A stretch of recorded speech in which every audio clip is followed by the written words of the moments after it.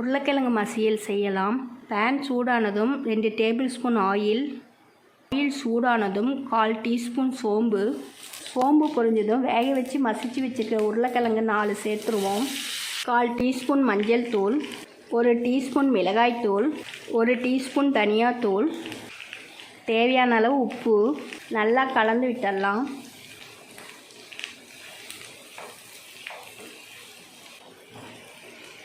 நாலு நிமிஷத்துக்கு ஆயிலே நல்லா வதக்கிடலாம்.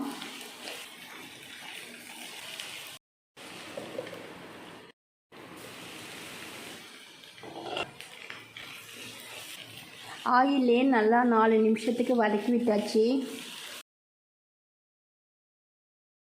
கடைசியாக கொத்தமல்லி சேர்த்துட்டு நல்லா கலந்துருவோம்.